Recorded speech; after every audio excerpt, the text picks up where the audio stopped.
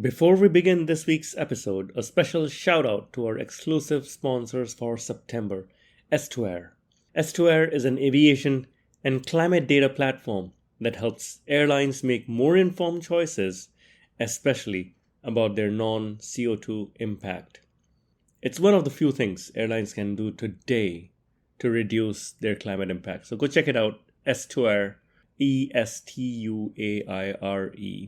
Our process delivers two products. That's sustainable sugars or non-food derived sugars and a product called biochar. So biochar is like a natural charcoal material. When used as a soil enhancer, as a peat replacement, it's a natural carbon sequestration. So when you put that back into the ground, it locks in carbon. So those are the two products. It's not a byproduct, it's a co-product of our sugars. And then the sugars are fermented to second generation or lignocellulosic ethanol.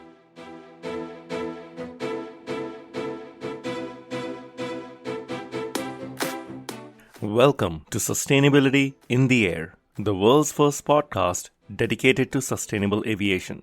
I'm your host, Shashank Nigam, the CEO of Simplifying. Every Thursday, I have important conversations with top aviation executives, technology entrepreneurs, and policymakers helping aviation take climate action. Conversations that help separate the signal from the noise. Whether you are a frequent flyer or an airline executive, if you care about sustainability or simply love traveling, welcome aboard. My guest today is Sarah Ellerby. Sarah is the CEO at Nova Pangaea Technologies, which is making sustainable aviation fuel through a patented technology called REFNOVA. It's very interesting that Nova Pangaea, under Sarah's leadership, has received investment and orders from IAG, among other airlines. They've also managed to attract top talent like the sustainable aviation fuels veteran Jonathan Wood, who was previously with Neste and has been featured on this podcast. Moreover, Sarah's personal leadership experience is very interesting. She's the first, second sportswoman to have featured on this podcast. She was a global snooker and pool champion before getting into the business world. Sarah and I speak about scaling SAF, getting investment, and how aviation can become sustainable.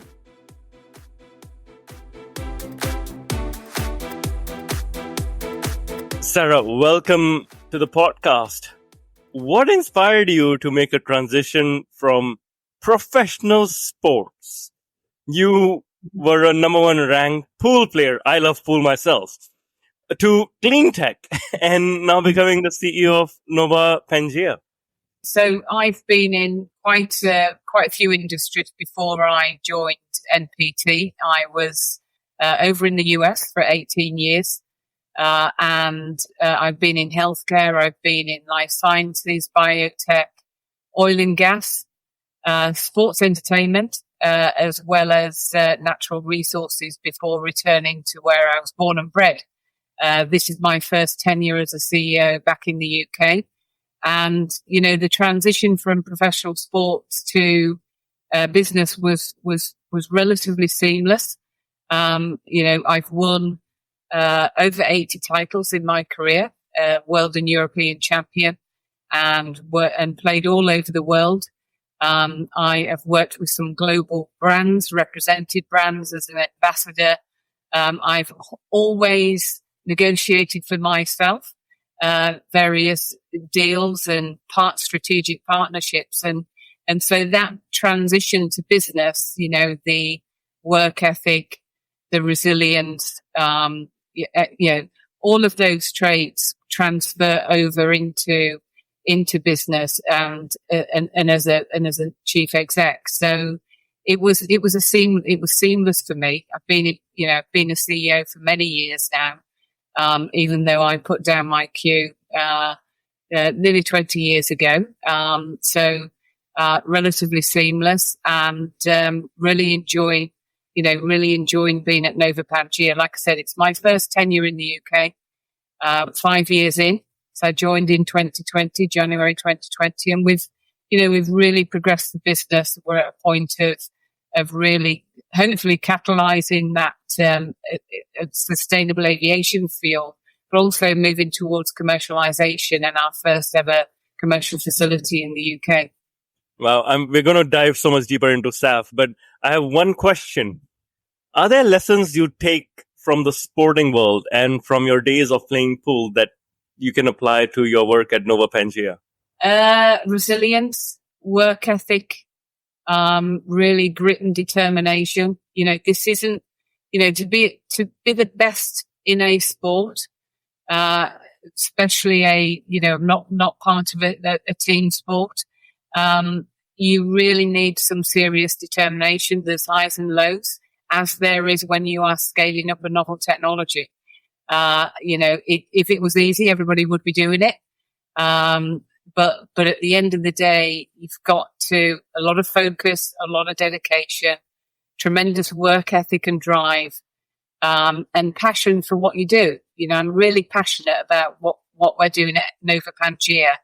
And I love working with the people, but I'm one person, and it takes a small village to scale up a technology like Nova Pangaea, like the REFNOVA process. So, I always think about when whether I was as a professional athlete. Now, I've won a lot of titles, but at the end of the day, you have highs and lows, and it's scaling up a technology like REFNOVA. You're in a maze, you go down one avenue, you turn around, it's a dead end, you come back and you try again. And so again, just having that perseverance and focus, dedication, passion for what you do, it all transfers to scaling up a technology like REFNOVA.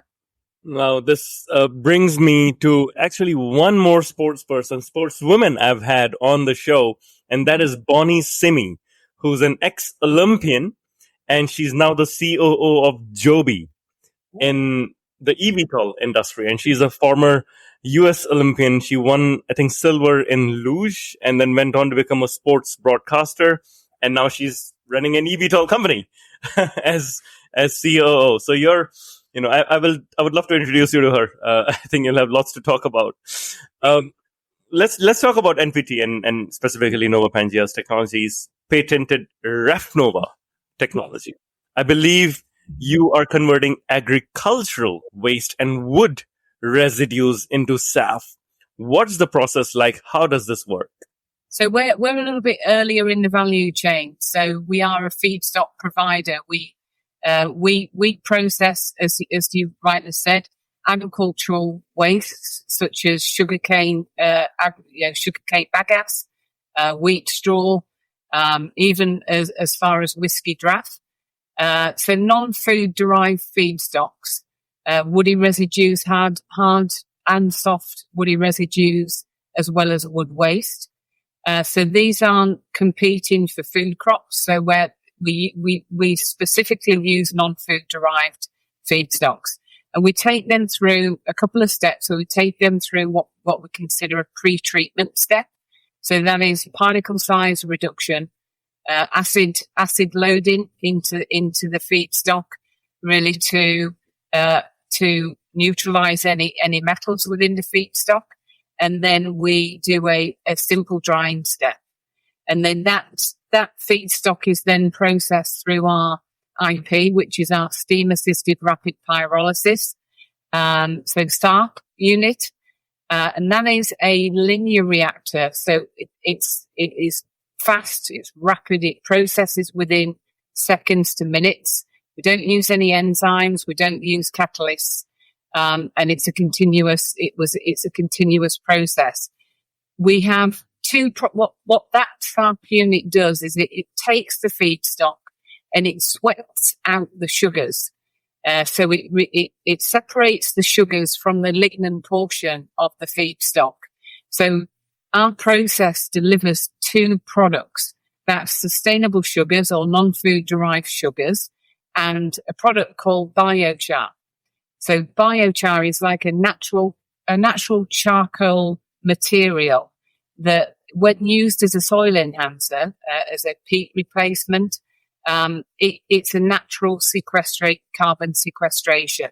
So when you put that back into the ground, it locks in carbon.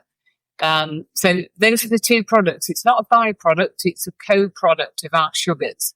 And then the sugars are fermented to second generation or lignocellulosic ethanol, so non-food derived ethanol, and further processed through if we consider our project Speedbird with British Airways, it's further processed through LanzaJet's technology, SAF technology, to create sustainable aviation fuel. So we are earlier in the value chain, but we are that catalyst of feedstock provider to unlock that alcohol to jet pathway. And of course, the second product, our co-product, has the ability to sequester carbon. So it's quite a strong, unique selling proposition, USP for Nova Pangaea. And we're very excited about deploying this technology. Very, very interesting. Let's unpack this a little bit. You mentioned first, in terms of the feedstock, you take the non-edible parts, right? Why is that so important, especially in Europe? Well, we don't, of course, it's mandated. It's a part of a SAF mandate, part of Fit for 55. And so at the end of the day, we don't compete for food. We don't utilize food crops. We solve the indirect land usage. So again, we're just taking either that waste or residue and extending the value chain of that product. And you mentioned the two outputs, which is biochar, which sequesters carbon, and then there was this sugars. Is that what turns into the alcohol?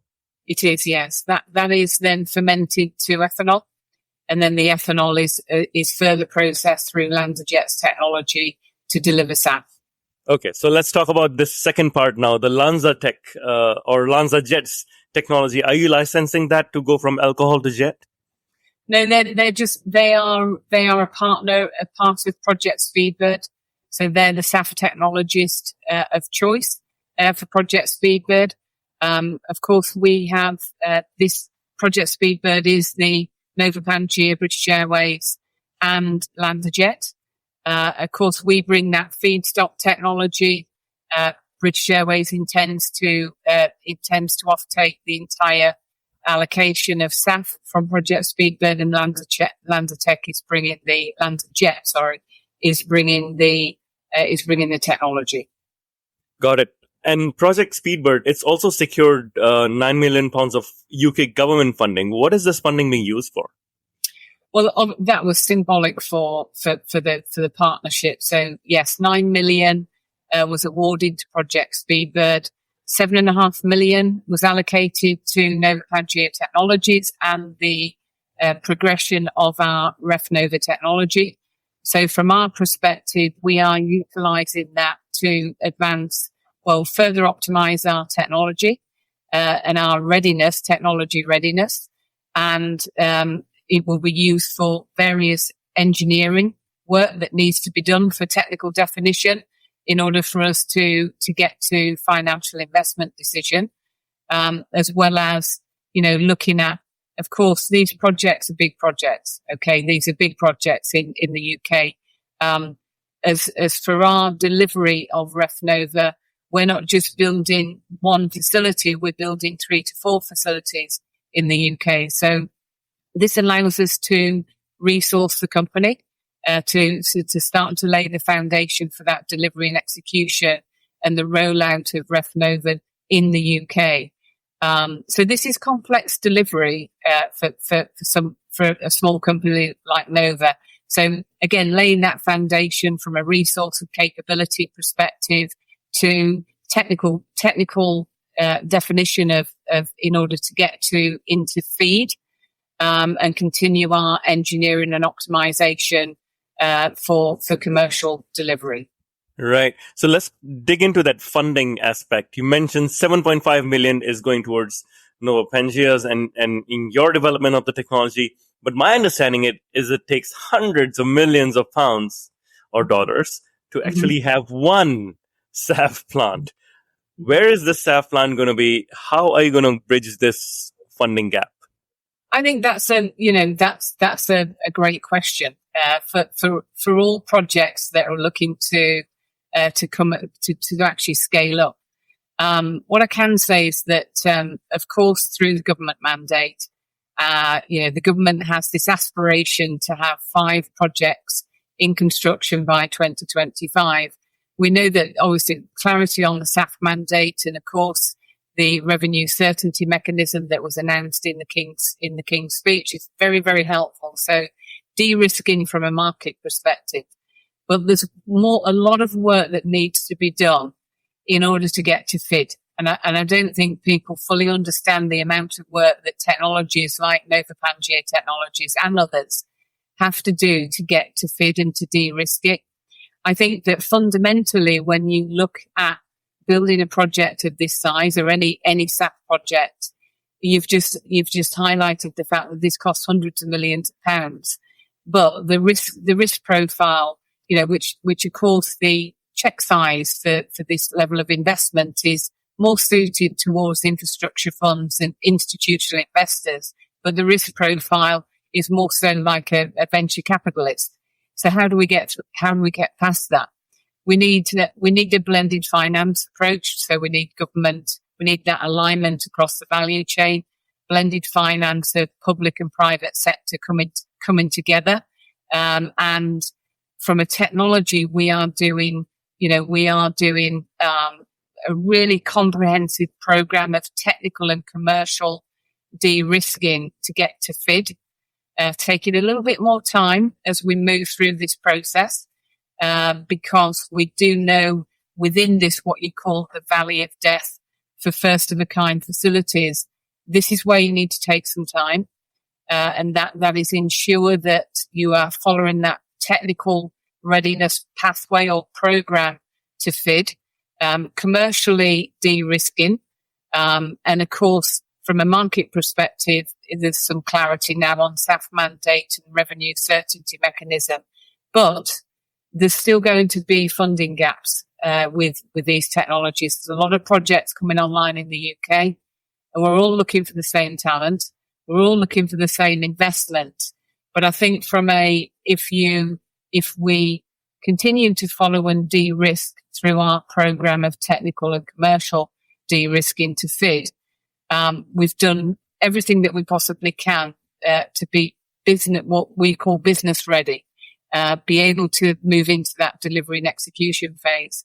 But it's going to require a lot of investment, and we, of course, government with Advanced Fuel Fund, 165 million is a fantastic start for the UK, but there's a significant amount of money that's required to be able to enable these technologies to scale up.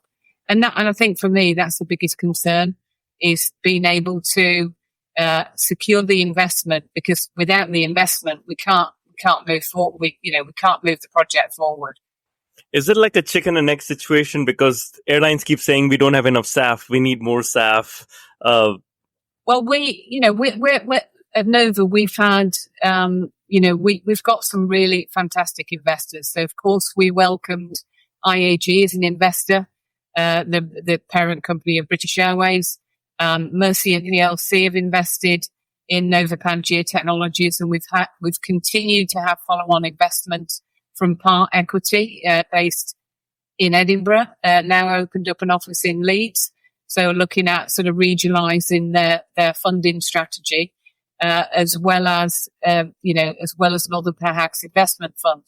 But again, it gets to a certain point where the check sizes become a lot greater. So we need to be able to attract institutions and infrastructure funds, which I believe there's a fantastic opportunity to really deploy significant capital into a really exciting industry. Now let's talk about your first plant. right? You've chosen the location to be Teesside, which is interesting. Why did you choose that location? And what's the link with, well, global aviation as well as the local economy and job market? Well, we are still we're looking at various areas across the UK. Teesside is one, of course. We operate two facilities. We operate our pilot facility in Latvia, and we operate our demonstration unit on Teesside. So Teesside is really the industrial heartbeat for the UK. So we've got the skills, there's infrastructure, supply chain, logistics. It's a fantastic area to build a project. And of course, it's becoming a SAF cluster. There's several projects that are looking at Teesside purely because infrastructure, industrial sites, and really the skills are on Teesside. So there aren't many sites in the UK that can house projects of this size. And again, from Nova's perspective, we are looking at multi-site delivery. So not just building one facility, we're building, several facilities, and it won't just on Teesside, it will be throughout the UK. So we are still looking at site selection. Teesside is one area that we will consider for first of a kind. But there are other areas in the UK that we are looking for. We are currently looking at. But of course, the rich heritage, industrial heritage of this region is very, very attractive, and the skills, that are required to assist with the scale up of technologies like REFNOVA, that's really the bread and butter of the region. So it does make sense from a skills perspective, from an infrastructure, supply chain and logistics. It makes perfect sense. It's so interesting where these towns pop up, and how they are suitable. I remember talking to Ed Mason in Australia, who is running Jet Zero, also using LanzaJet technology, and they're doing it in Townsville, Queensland. I'd never heard about this town, and here we are in Teesside, in England. Once again, a small town, which I think is uniquely positioned for the SAF plant. Now, in the UK, coming back to the UK is setting a 10% mandate for jet fuel to be coming from sustainable sources by 2030. Of course, you are playing your own part in it, but given that this is just last year, 90 times more SAF was sold than produced. How do you think we can overcome this demand and supply gap? And are you optimistic that the industry can meet this demand? I think, like I said, the aspiration is to have 5 facilities in construction, but realistically we need 10. I think that, the UK is leading the way from a SAF development and production perspective. We've done, with SAF mandate and the revenue certainty mechanism, that's most definitely de-risked it from an investor profile, from a market perspective. What we need to see is mobilization across the value chain. We need, again, that blended finance approach. I read that, the level of investment that's required, annual investment to scale SAF up is significant. So again, we're doing all the right things, SAF mandate, revenue mechanism from a market perspective. But we do need, how do we bridge that gap? And is this achievable? Are we on target? I think because we've had a delay with the SAF mandate, and that's pushed everything to the right. Of course, it's going to push everything for the right because the investors, this is a new industry, new technologies. And so it's going to take time for us to build this industry. But again, we need significant investment, and we need an acceleration of investment into technologies like Nova Pangaea Technologies, because we're a part of that value chain that unlocks the alcohol to jet pathway. And we know that heifer will be capped. And we've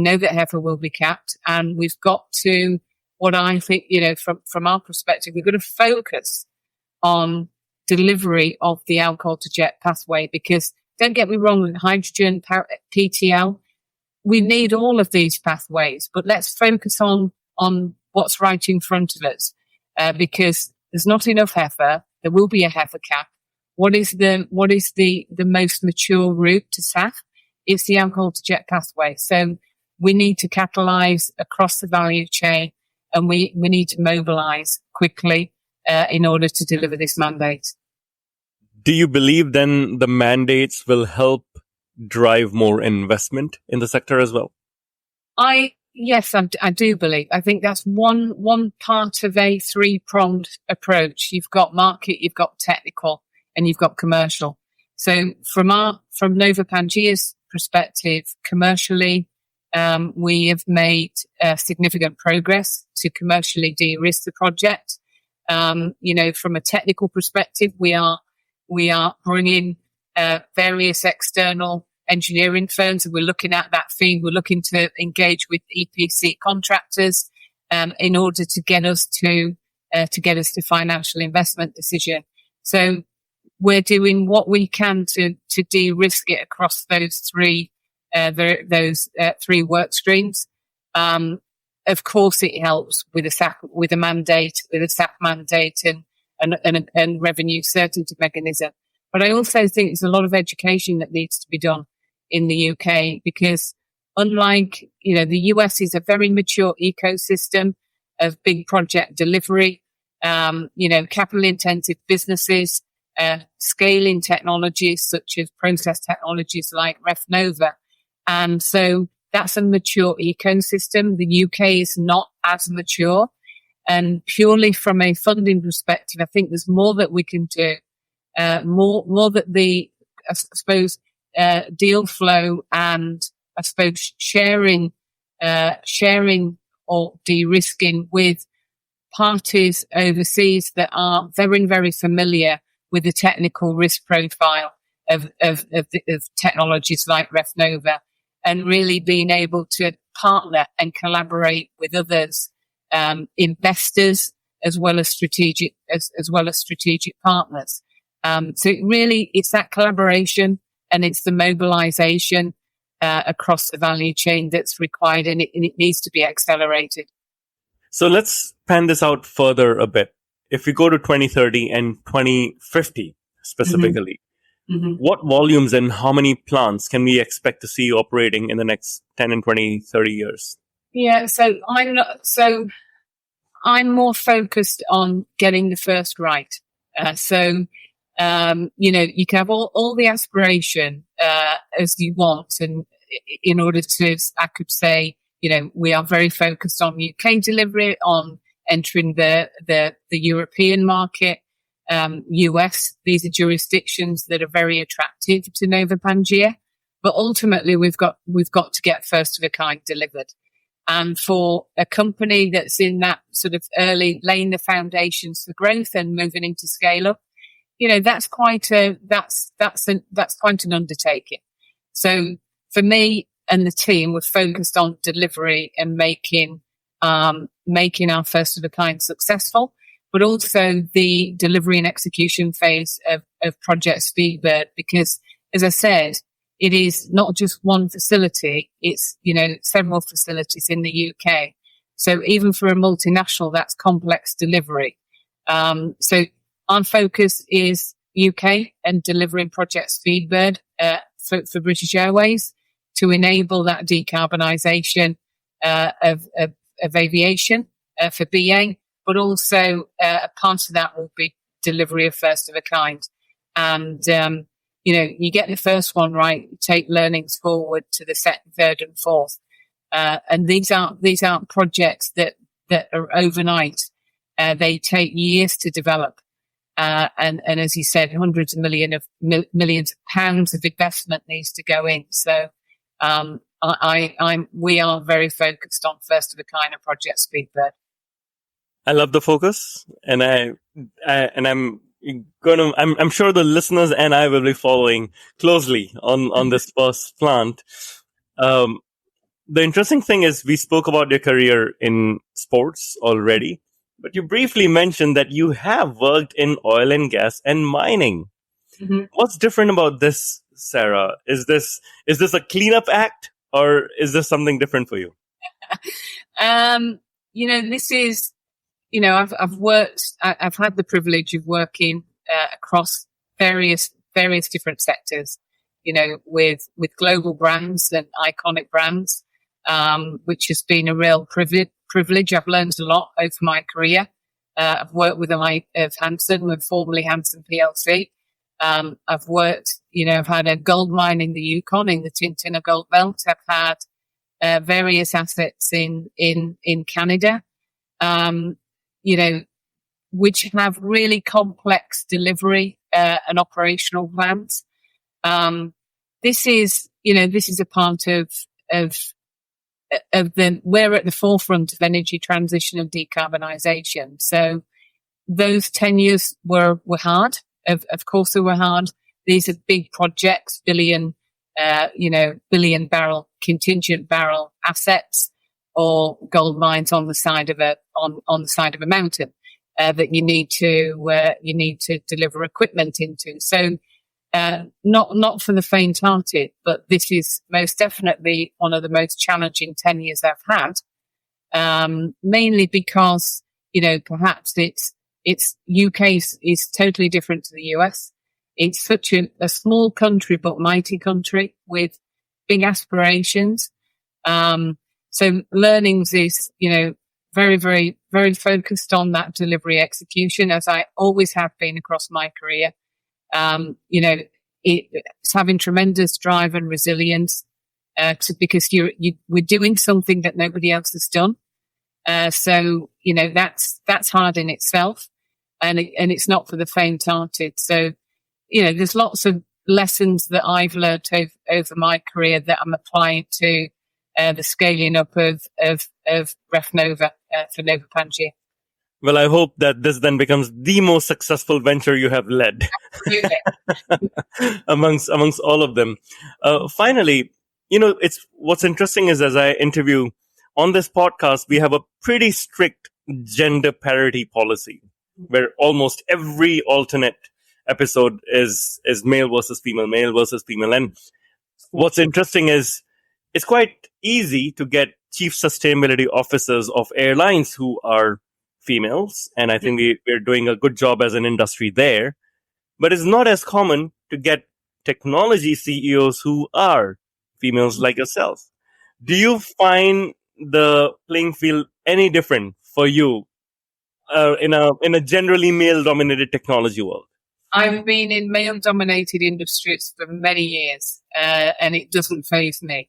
Yeah, we just spoke about oil and gas, isn't it, and gold mines. Yeah. So at the end of the day, those are very non-traditional industries for female chief execs. What I have always done across my career is I surrounded myself with really smart people that are smarter than me, because as CEO of a company, don't think that you know it all, because you don't. And so you're forever learning. Surround yourself with a really strong team, which I've done at Nova and I've continued to do throughout my career. But there's lots of stories I could, lots of stories and lots of learnings, and that I've experienced as a female chief exec. But it's made me stronger for it. I would say it's not easy as a female CEO, but also I don't focus on it. I just, I am one person within a business, and leading the charge. But I have a fantastic team underneath me. What would be your number one tip to other female CEOs in this male-dominated world? Just, surround yourself with really, really smart people. Whatever your gender is, surround yourself with smart people. And I always say, soak it up like a sponge. I've learned so much from my mentors across my career, like the likes of Robert Hanson, John Botts, who's a senior advisor, people like that, of course, know more than I do. All right, so they've got to where they're successful because they've had good teams, but they're really smart and talented individuals, and so you are who you surround yourself with. And I like to surround myself with people that are smarter than me because, again, I'm just one person. And so I can't do what I do without having a team behind me. So learn as much as you can. Don't ever stop learning and soak it up like a sponge because you get those really smart people around you. You learn so much and you continue to grow. Fantastic. And you know what I love about this? That this advice is applicable to me as you, as anyone else. It's universal. Right. So thank you for that. The final part of this interview is what we call the rapid fire round. And I think we're already transitioning to it. We get to know you a bit more personally, Sarah, not just about your work and your business. Let me start. After playing pool for so many years, what's your favorite sport? Favorite sport, tennis. To play or to watch? To play. Okay, fantastic. It's always good to clarify. Favorite book? Lincoln on Leadership. Okay, very nice. Have you read the big tome by Doris Kearns on Lincoln as well? I think it's called A Team of Rivals. I haven't, but I will read it. Highly recommended on how Lincoln, to your point, assembled a team of rivals around him and did good in that. Mm-hmm. A Team of Rivals by Doris Kearns. Favorite airline? British Airways. Easy win there. Favorite airport? Airport, Teesside. Oh, all right. That came from nowhere, but I can see where that's coming from. I have not flown out of Teesside before. Teesside International Airport. All right. Okay. Favorite city? York. Mm-hmm. Okay. Not New York, the original York. No, the original York where I was born and bred. Okay, fantastic. Favorite movie? Notting Hill. Fantastic. I love where this is going. What is something you'd like to learn? Another language, Italian or something like that. Yeah, I'd love to learn a language. Okay. Something you do in your free time? Free time, what's that? What? Oh, no. You're running a startup. I forgot this was an interview with the startup CEO. Makes complete sense. I love gardening. So that's what I'm doing in, I wouldn't say free, but I do to just get away from work. Okay. The best advice you've received, Sarah? Surround yourself with smarter people than yourself. Brilliant. And finally, if we are speaking 1 year from now and we're popping champagne, what are we celebrating? We're celebrating from a work perspective or anything. We are heading towards or close to or have passed FID at the financial investment decision. So that would be tremendous. But of course, we're also in fundraising right now. So being able to close off our Series A, that's a key milestone for the business. Okay, fantastic. I wish you all the best, and hopefully we will be popping champagne in a year. Yes, Sarah, thank you very much for your insights. Really appreciate it. Thank you for listening to this episode of Sustainability in the Air. Aviation is one of the hardest to decarbonize industries, yet there are multiple paths to get to net zero. Awareness is key to a green future. So please give us your support to help our sustainable aviation insights reach a wider audience. You can do this by sharing this episode on your network, on LinkedIn, Twitter, or even WhatsApp. Or perhaps you might consider leaving a review on Apple Podcasts, Spotify, or wherever you listen to this episode. You can start a conversation with us by writing to us at podcast@simpliflying, that's simply with an i.com. And for more content on sustainable aviation, please visit our website green.simpliflying.com and join the movement. Sustainability in the Air is an original podcast by Simpliflying. The show is produced by Juraj Toth in Slovakia. Dirk Singer is our Director of Sustainability who leads research for each interviewee out of Greenwich, UK. Shubhadeep Pal is our supervising editor based out of Mumbai and Singapore. The articles are written by Ayushi Badola in Dehradun in India and Mira Hull in Montreal, Quebec. Creative design is led by Lihia Esteve in Montreal. Baiba Drimain is the project director for the show based out of Valencia, Spain. Special thanks to Wendy Sim in Singapore. And I'm Shashank Nigam, the CEO of Simplifying and your host. Please feel free to connect with me on LinkedIn.